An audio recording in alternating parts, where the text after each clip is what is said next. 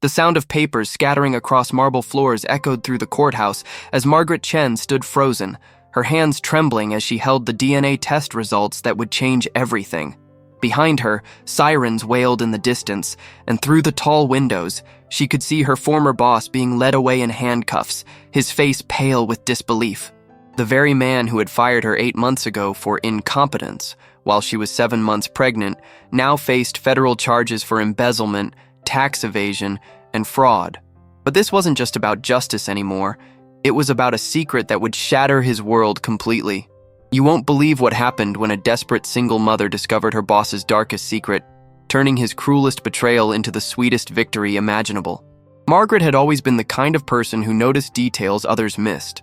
Growing up in a cramped apartment in Queens with her immigrant parents, she learned early that survival meant paying attention to every word, every gesture, every opportunity. Her father worked double shifts at a textile factory while her mother cleaned offices at night, their calloused hands a testament to dreams deferred for their daughter's future.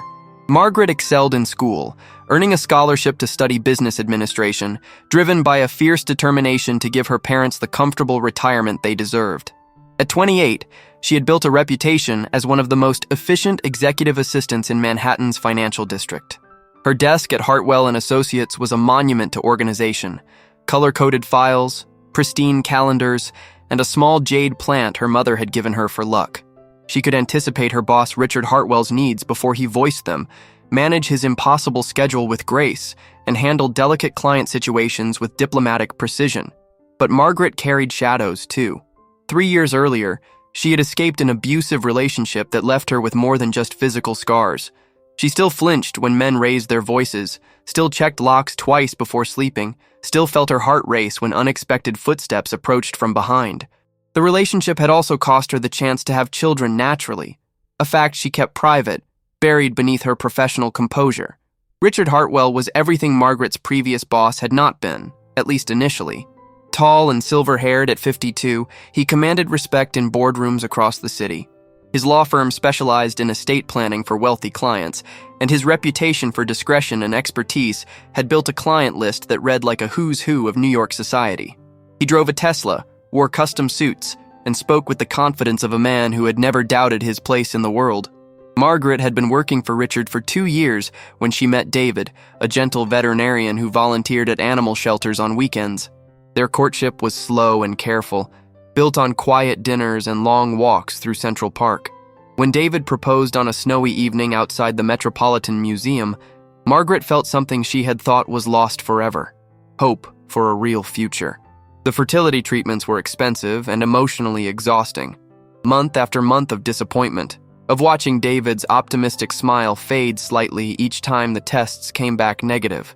Margaret threw herself into work even harder, staying late to prepare Richard's cases, managing his increasingly complex schedule, and handling the influx of new wealthy clients who seemed to trust only Richard with their most sensitive legal matters.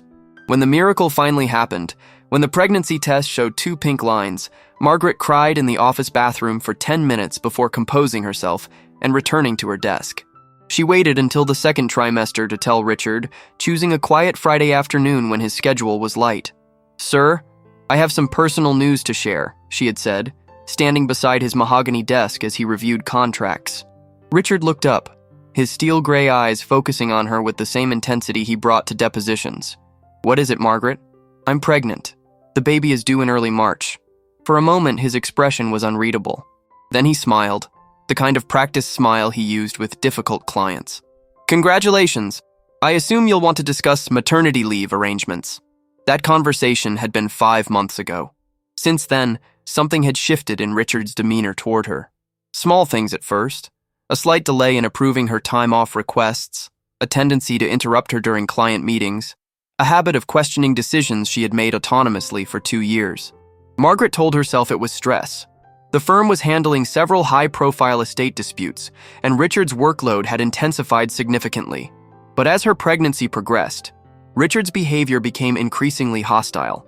He began copying other staff members on emails that had previously been direct communications between them. He questioned her attention to detail in front of clients. He assigned her tasks that seemed designed to highlight her physical limitations as her belly grew. The breaking point came on a Tuesday morning in February. Margaret was 34 weeks pregnant, still working full-time despite her doctor's recommendations to reduce her hours. She had just finished preparing a complex trust document for the Pemberton family, one of the firm's most valuable clients, when Richard stormed into her workspace. "Margaret, I need to see you in my office, now." His voice carried across the open workspace, causing several colleagues to look up from their computers. Margaret's face flushed as she followed him into his private office, closing the door behind her. "The Pemberton Trust has a significant error," Richard said, not inviting her to sit. "The beneficiary designations are completely wrong. This kind of mistake could cost us the entire account." Margaret felt her stomach drop. She had triple-checked that document, as she did with all of Richard's work. "Sir, I reviewed that trust thoroughly. Could you show me where you see the error?" Richard's jaw tightened. "Are you questioning my legal expertise, Margaret?" "No, sir.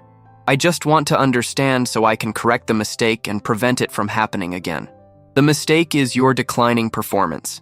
Ever since you became pregnant, your work has been sloppy and unreliable. I've been patient, but I can't continue to risk client relationships for your personal situation." The words hit Margaret like physical blows. She had worked through morning sickness, swollen feet, and sleepless nights to maintain her usual standards. Her recent performance reviews had been exemplary. What would you do in this situation? Tell us in the comments below. "Richard, I believe there may be a misunderstanding. My work hasn't changed, and I've continued to meet all deadlines and client requirements." "Don't argue with me," Richard snapped, his voice rising. "I'm trying to help you understand why this employment relationship isn't working anymore. Perhaps motherhood will be a better fit for your current capabilities."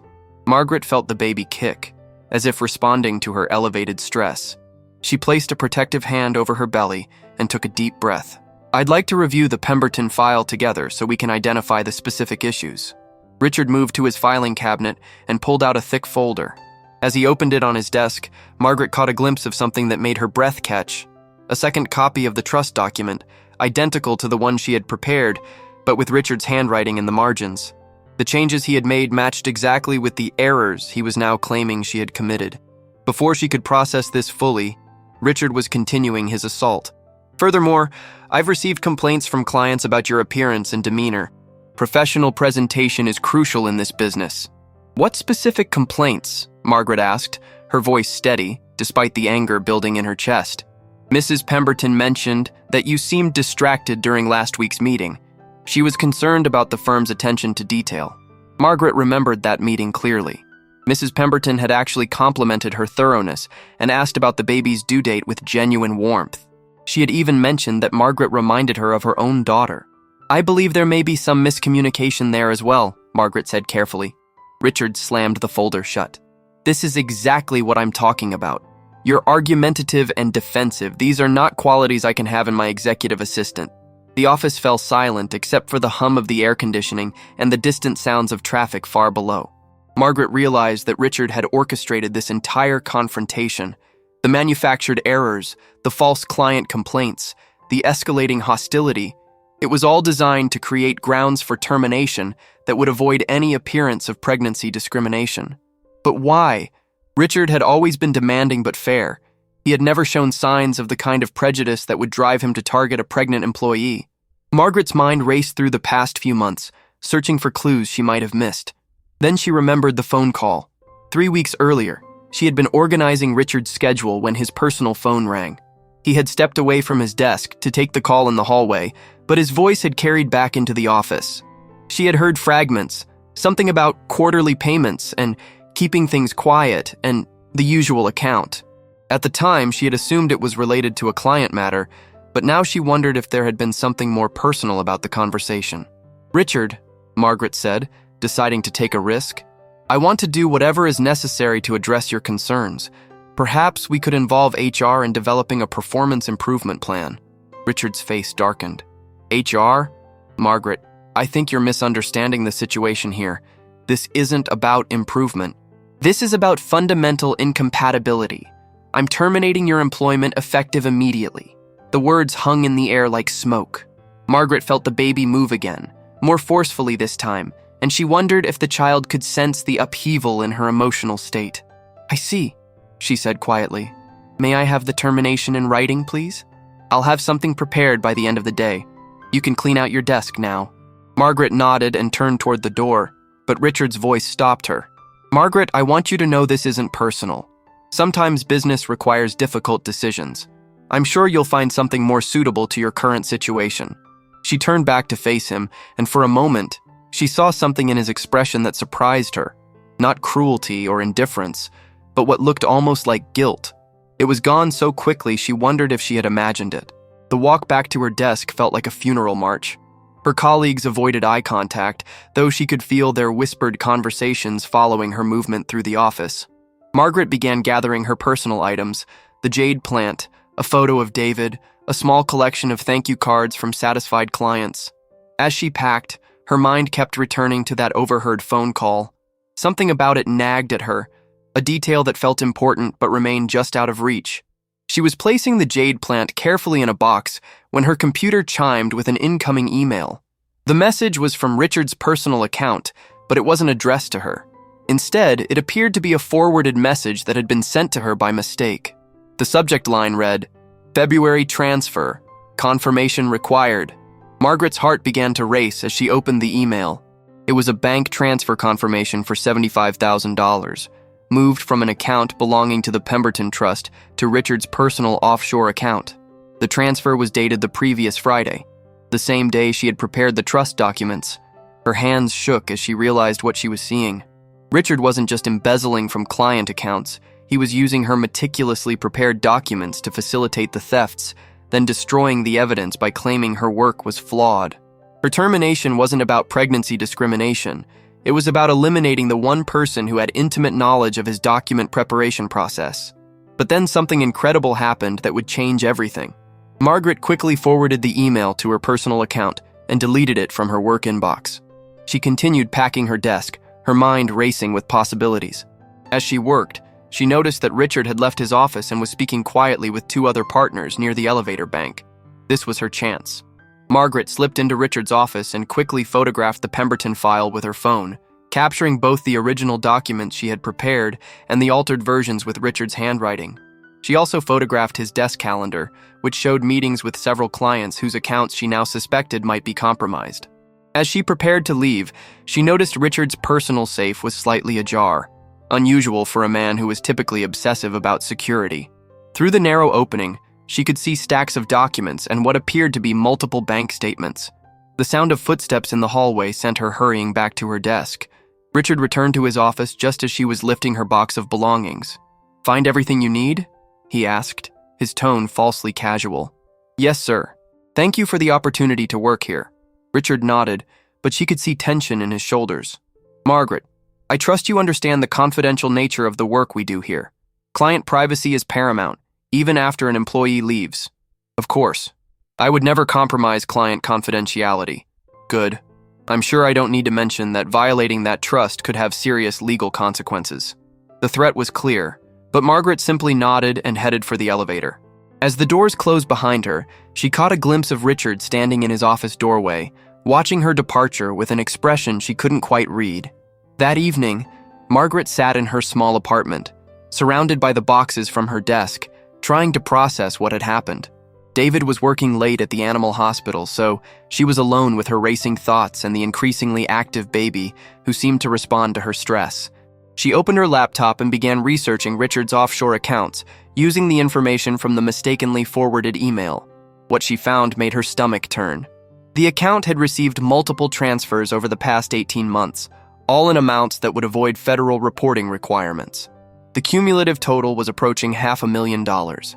But Margaret knew that having evidence and being able to use it were two different things. Richard was a skilled attorney with connections throughout the legal system. She was an unemployed pregnant woman with no resources to mount a legal challenge. She was about to close the laptop when an idea occurred to her.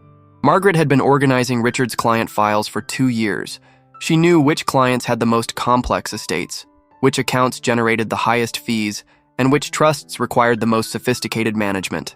If Richard was systematically stealing from these accounts, there would be patterns she could identify. Margaret spent the next 3 hours reconstructing what she could remember about Richard's highest value clients. The Pembertons were just the beginning. There was also the Morrison Family Trust, worth over $2 million, the Blackwood Estate, which included valuable real estate holdings, The Chen Family Foundation, ironically sharing her own surname, which managed charitable donations for a tech entrepreneur. Can you guess what happens next? Drop your predictions below. As dawn approached, Margaret realized she was looking at the framework of a massive embezzlement scheme. Richard had been systematically skimming money from his wealthiest clients' accounts, using his position as their estate attorney to access funds and transfer them to offshore accounts.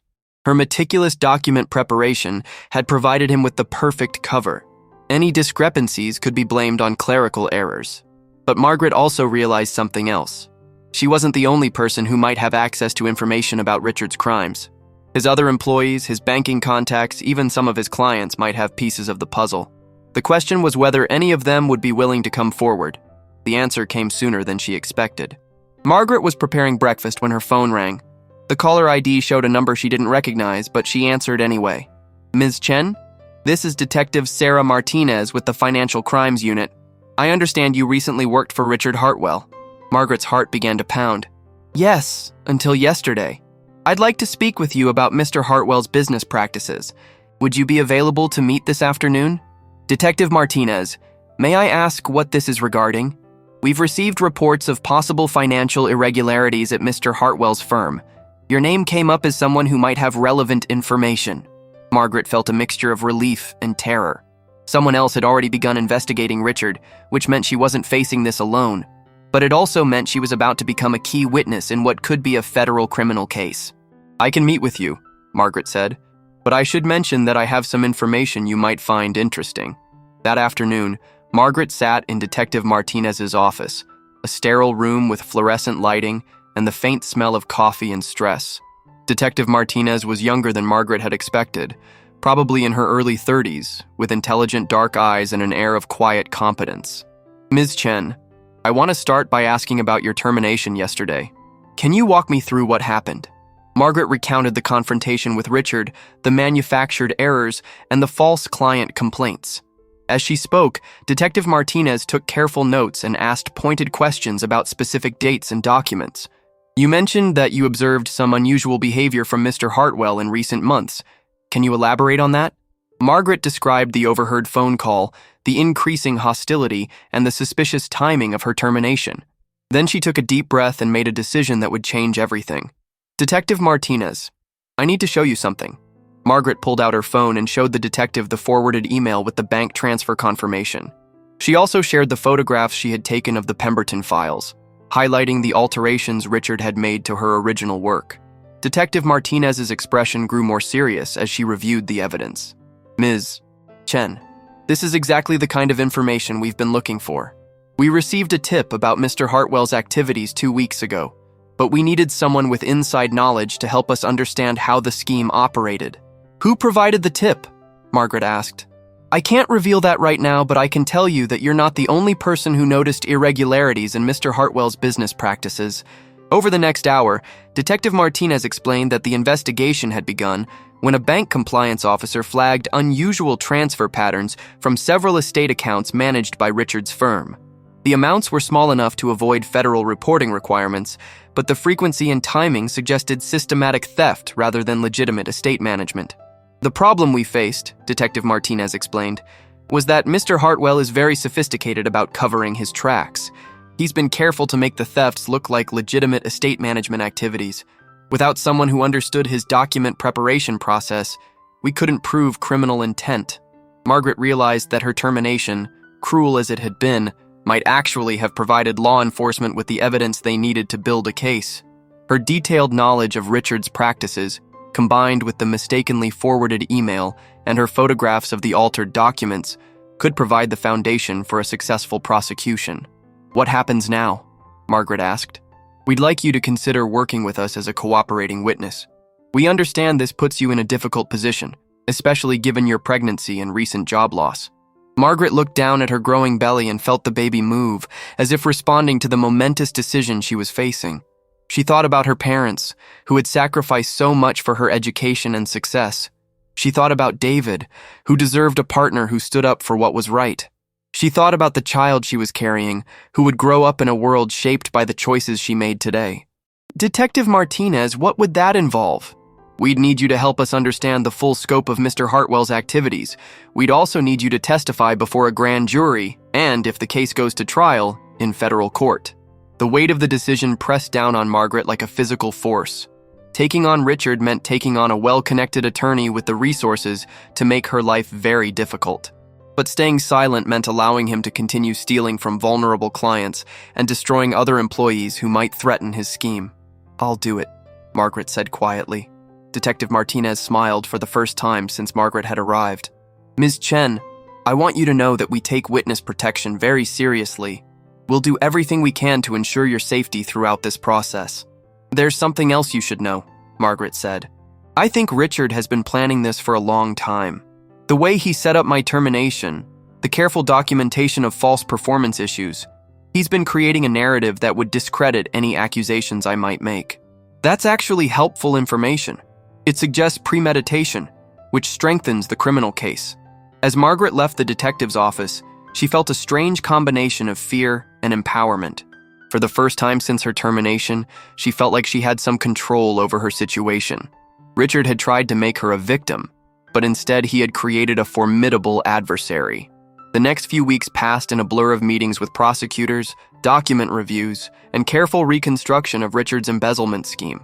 Margaret worked with a team of financial investigators to map out the flow of stolen funds, identify victimized clients, and build a comprehensive picture of Richard's criminal enterprise.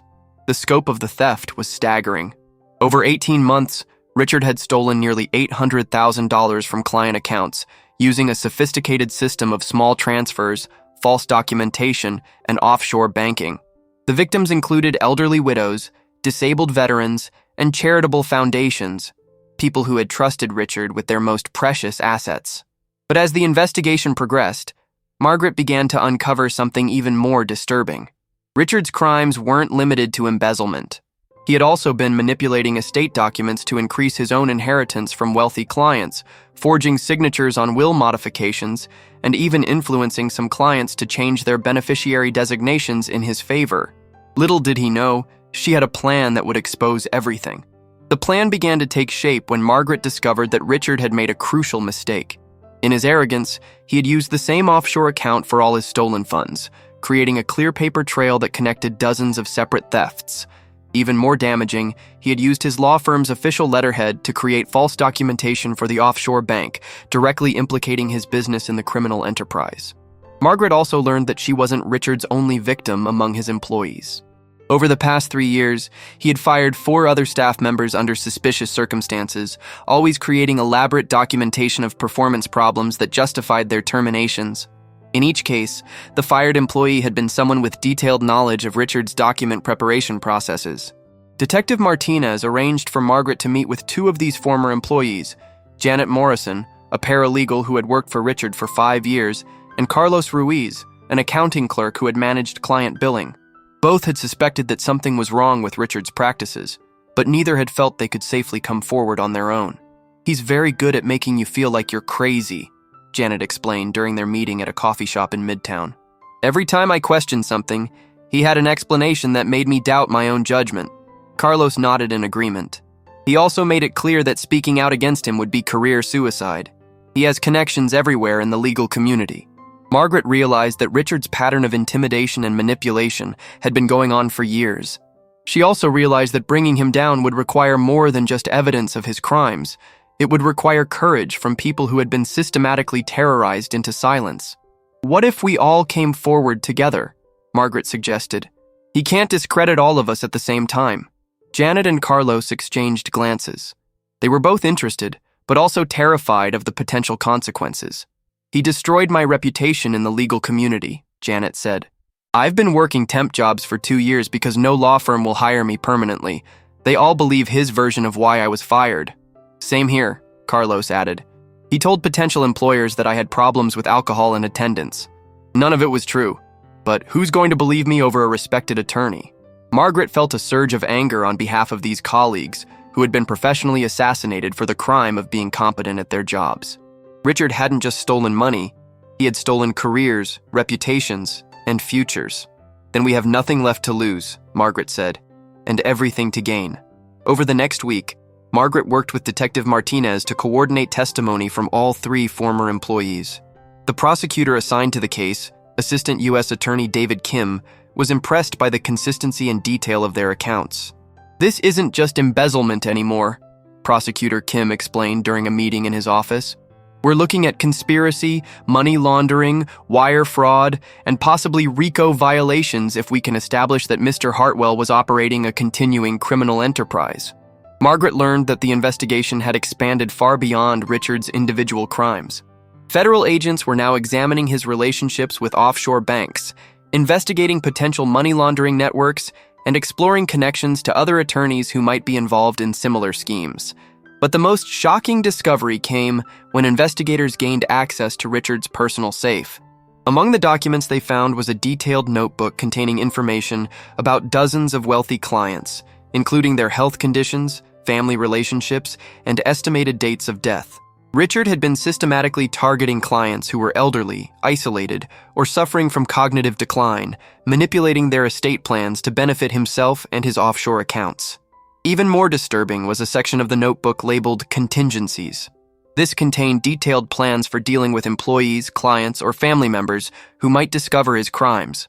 The plans included character assassination, false criminal accusations, and in some cases, physical intimidation. Margaret's name was in the notebook, along with a detailed psychological profile and a step-by-step plan for her termination that matched exactly what had happened to her. Richard had been planning to destroy her professionally for months before she even became pregnant. "Ms. Chen," Detective Martinez said when she showed Margaret the notebook entry, "I want you to understand how dangerous this man is. This isn't just white-collar crime. He's been planning to destroy anyone who threatened his operation." Margaret stared at the handwritten notes about her emotional instability and declining performance, all fabricated months before Richard had any legitimate reason to question her work. She also noticed that the notebook contained similar profiles for Janet and Carlos, as well as several current employees who Richard apparently viewed as potential threats. The realization that she had been living under active threat for months was terrifying, but it also crystallized her resolve. Richard hadn't just been stealing money, he had been waging psychological warfare against anyone who might expose him. "Detective Martinez, I want to make sure he can never do this to anyone else." "That's exactly what we're working toward, Ms. Chen, but I need you to understand that testifying against him will be difficult. His defense attorney will try to discredit you, and the process could take months or even years." Margaret thought about her unborn child, who would be born into a world where she had chosen to stand up against corruption and intimidation. She thought about Janet and Carlos, whose careers Richard had destroyed with manufactured lies.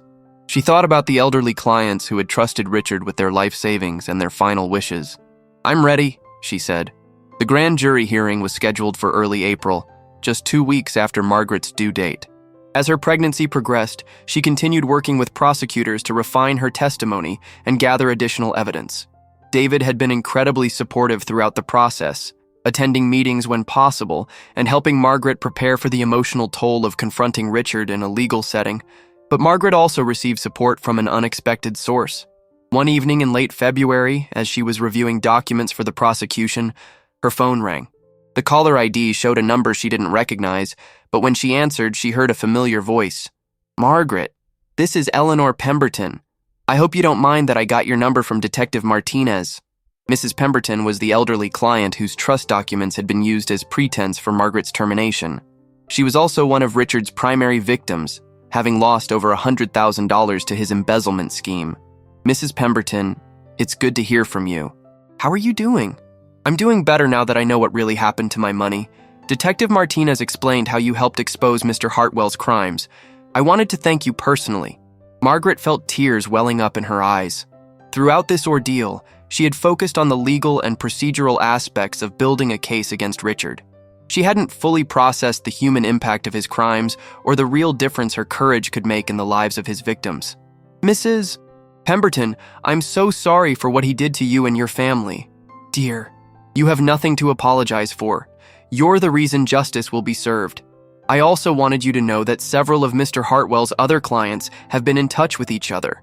We're all prepared to testify about what he did to us." Margaret learned that word of the investigation had spread through Richard's client network, and many of his victims were coming forward with additional evidence of his crimes. Some had suspected that something was wrong with their account management, but had been too intimidated by Richard's reputation to speak up. Others had discovered unexplained discrepancies in their estate documents that they now understood were part of his systematic fraud. "Margaret, there's something else I want you to know," Mrs. Pemberton continued. "When I met with you last year to review my trust documents, I could tell that you cared about getting everything exactly right. That's not something you see very often anymore. Your integrity is what made this whole investigation possible." After the call ended, Margaret sat in her apartment, feeling the baby's increasingly vigorous movements and thinking about the chain of events that had brought her to this point. Richard's attempt to destroy her had actually created the conditions for his own downfall. His cruelty had been transformed into justice through her willingness to stand up and fight back. But the most dramatic developments were still to come. 3 days before Margaret's due date, Detective Martinez called with urgent news. "Ms. Chen, we need to meet immediately. Richard Hartwell has just been arrested." Margaret felt a surge of adrenaline that sent the baby into a flurry of activity. "What happened?" "He tried to flee the country. TSA flagged him at JFK Airport with $50,000 in cash and a one-way ticket to the Cayman Islands. When federal agents searched his luggage, they found documents showing that he had been moving money to additional offshore accounts we didn't know about." Margaret's hands were shaking as she absorbed this news. Richard's attempt to escape had not only confirmed his guilt, but had also provided prosecutors with additional evidence of his crimes. "There's more," Detective Martinez continued. "The documents in his luggage included detailed records of bribes he paid to bank officials to facilitate his money laundering operation. We're now looking at a much larger criminal conspiracy." Margaret realized that Richard's downfall was going to be even more spectacular than she had imagined. His desperate attempt to escape had exposed a network of corruption that extended far beyond his individual crimes. But she also realized that her testimony was now more crucial than ever. With Richard in custody and facing federal charges, his defense team would likely try to shift blame to his employees, particularly Margaret, Janet, and Carlos. They would argue that Richard was the victim of a conspiracy by disgruntled former employees seeking revenge for their terminations. "Detective Martinez, what does this mean for the prosecution?" "It means we need you to be prepared for an aggressive defense strategy. Richard's attorney will try to make you the villain of this story." Margaret felt a familiar surge of determination. Richard had underestimated her once before, and his defense team was about to make the same mistake. "Let them try," she said. Margaret's daughter, Emma, was born on March 15th, a healthy 8-pound baby with David's gentle eyes and Margaret's determined chin. As Margaret held her newborn daughter for the first time, she thought about the world she wanted Emma to inherit. A world where courage was rewarded, where justice prevailed, and where people like Richard Hartwell faced consequences for their actions. 3 weeks later, Margaret testified before the federal grand jury, Emma sleeping peacefully in David's arms in the courthouse hallway. Margaret's testimony was clear, detailed, and devastating. She walked the grand jurors through Richard's embezzlement scheme step by step, explained how he had used her document preparation to facilitate his crimes, and described the systematic intimidation he had used to silence potential witnesses. The grand jury voted unanimously to indict Richard on 47 federal charges, including embezzlement, money laundering, conspiracy, wire fraud, and racketeering. The charges carried a potential sentence of over 200 years in federal prison. But Richard's defense team, led by prominent criminal attorney Marcus Webb, was not giving up without a fight. The trial began in September, 6 months after Emma's birth. Margaret had spent the summer preparing for her testimony, working with prosecutors to anticipate the defense team's attacks and strengthen her credibility as a witness. Defense attorney Webb's strategy became clear during his opening statement. He portrayed Richard as a dedicated attorney who had been betrayed by trusted employees seeking to cover up their own incompetence and theft. According to Webb, Margaret, Janet, and Carlos had conspired to frame Richard for crimes they had actually committed themselves. "Ladies and gentlemen of the jury," Webb argued, "you will hear testimony from 3 disgruntled former employees who were fired for legitimate performance issues. Rather than accept responsibility for their failures, they have concocted an elaborate fiction designed to destroy the reputation of a man who dedicated his career to serving his clients with integrity and distinction." Margaret listened to Webb's opening statement from the witness waiting area, feeling a familiar surge of anger at Richard's continued attempts to manipulate the truth, but she also felt confident that the evidence would speak for itself. When Margaret finally took the witness stand, she was facing not just Richard and his defense team, but also a packed courtroom that included many of Richard's victims, former colleagues, and members of the press. Emma was with David's mother for the day, allowing Margaret to focus completely on her testimony. Prosecutor Kim led Margaret through her background, her employment with Richard, and the events leading up to her termination. Margaret's voice was steady and clear as she described Richard's increasing hostility during her pregnancy and the manufactured performance issues he had used to justify her firing. "Ms. Chen," Prosecutor Kim asked, "did you steal money from any client accounts during your employment with Mr. Hartwell?" "No, I did not." "Did you conspire with Janet Morrison or Carlos Ruiz to embezzle funds from Mr. Hartwell's clients?" "No, I did not." "Did you alter any legal documents in a way that would facilitate theft from client accounts?" "The only alterations I observed were made by Mr. Hartwell himself, to documents I had prepared accurately." Margaret then walked the jury through the mistakenly forwarded email that had first alerted her to Richard's crimes, the photographs she had taken of the altered Pemberton Trust documents, and the notebook investigators had found in Richard's safe that contained detailed plans for her professional destruction. But the most powerful moment of her testimony came when Prosecutor Kim asked her to explain why she had come forward despite the personal and professional risks. "I realized that Mr. Hartwell wasn't just stealing money," Margaret said, looking directly at the jury. "He was stealing people's futures, their security, their trust in the legal system. He was targeting vulnerable clients who had placed their faith in him to protect their families and their legacies. I couldn't stay silent while he continued to hurt people." Margaret also testified about the impact of Richard's actions on her own life, the stress of her termination during pregnancy, the financial hardship, and the emotional toll of being professionally attacked while carrying her first child. "But I also want the jury to understand," Margaret continued, "that this case isn't about revenge against someone who fired me. It's about accountability for someone who systematically betrayed the trust of his clients and employees." Defense attorney Webb's cross-examination was aggressive and personal, as Margaret had expected. He questioned her memory of events, suggested that her pregnancy had affected her judgment, and implied that she had manufactured evidence out of spite for her termination. "Ms. Chen, isn't it true that your work performance had declined significantly in the months before your termination?" "No, that's not true. My performance reviews were consistently positive, and I maintained my usual standards throughout my pregnancy." "But you were frequently tired and distracted, weren't you?" "I managed my pregnancy symptoms professionally, and never missed deadlines or made significant errors." Webb then showed Margaret copies of the altered Pemberton Trust documents, attempting to argue that the changes were corrections of her mistakes rather than evidence of embezzlement. "Ms. Chen, isn't it possible that these modifications were made because your original work contained errors?" "No. I triple-checked those documents before submitting them. The modifications Mr. Hartwell made changed the beneficiary designations in ways that would have allowed him to access trust funds."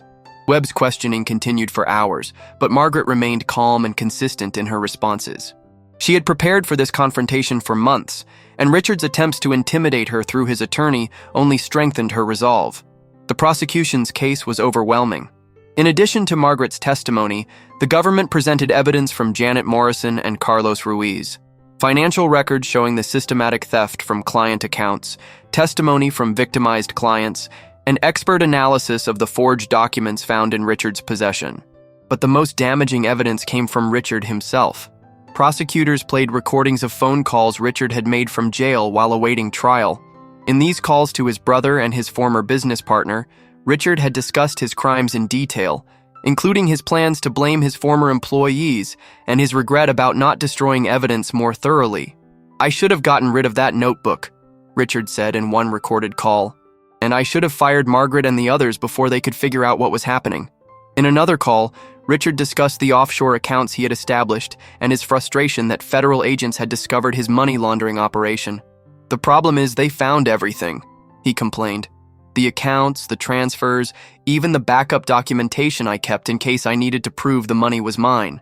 These recordings destroyed any remaining credibility Richard might have had with the jury. His own words proved that he was guilty of the crimes charged and that his former employees were innocent victims of his retaliation. The defense case was brief and ineffective. Webb called character witnesses who testified about Richard's reputation in the legal community, but their testimony was undercut by the overwhelming evidence of his crimes. Richard himself chose not to testify, a decision that prosecutors highlighted in their closing argument. "Ladies and gentlemen," Prosecutor Kim told the jury. The defendant had the opportunity to explain his actions, to deny the charges against him, to tell you his side of the story. He chose not to take that opportunity because he knows there is no innocent explanation for what he did. The jury deliberated for less than 4 hours before returning guilty verdicts on all 47 counts. As the verdict was read, Richard sat motionless at the defense table, finally understanding that his carefully constructed world of lies and manipulation had completely collapsed. Margaret was in the courtroom when the verdict was announced, holding Emma in her arms. As each guilty verdict was read, she felt a weight lifting from her shoulders that she hadn't even realized she was carrying. Justice had been served, but more than that, she had proven to herself and to the world that ordinary people could stand up to powerful predators and win. But the story wasn't quite over yet. The sentencing hearing was scheduled for December, and Margaret was asked to provide a victim impact statement. She spent weeks crafting her words, trying to capture not just the personal impact of Richard's crimes, but also the broader message about accountability and justice. On the day of sentencing, the courthouse was packed with Richard's victims, former employees, and supporters of Margaret's courageous decision to come forward. Eleanor Pemberton was there, along with dozens of other clients who had lost money to Richard's schemes. Janet Morrison and Carlos Ruiz sat in the front row, their presence a reminder of how many lives Richard had attempted to destroy. Margaret approached the podium with Emma in her arms, having decided that her daughter should be present for this moment of accountability and justice. "Your Honor," Margaret began, "when I first discovered Mr. Hartwell's crimes, I was a pregnant woman who had just lost her job and was facing an uncertain future. I could have stayed silent. I could have focused on my own problems and left others to deal with his corruption. But I realized that silence in the face of injustice makes us complicit in that injustice." Margaret went on to describe the impact of Richard's crimes on his victims: elderly clients who had lost their life savings, charitable foundations that could no longer fulfill their missions, and employees whose careers had been destroyed by his retaliation. "But I also want to speak about redemption and hope," Margaret continued. "This case has shown me that our justice system works when ordinary citizens have the courage to stand up for what's right. It has shown me that powerful people are not above the law when we refuse to be intimidated by their threats and manipulation."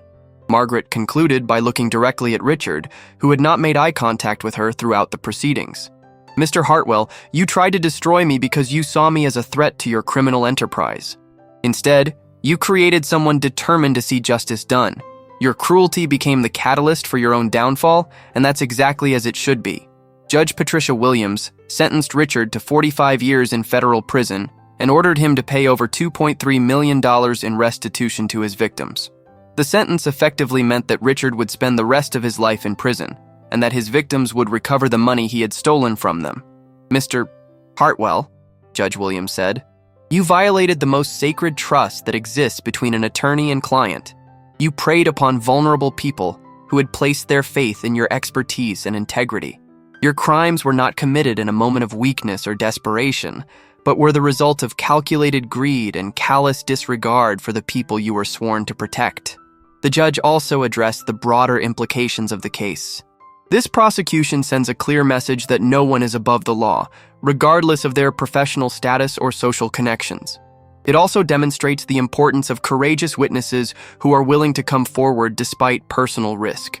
As Richard was led away in handcuffs, Margaret felt a complex mixture of emotions. There was satisfaction that justice had been served, relief that the ordeal was finally over, and sadness for the lives that had been damaged by Richard's crimes. But there was also pride in what she had accomplished, and hope for the future she was building for Emma. Outside the courthouse, Margaret was surrounded by reporters asking for her reaction to the verdict and sentence. She had prepared a brief statement that she hoped would inspire others facing similar situations. "This case proves that ordinary people can make a difference when they choose courage over comfort," Margaret said. "Mr.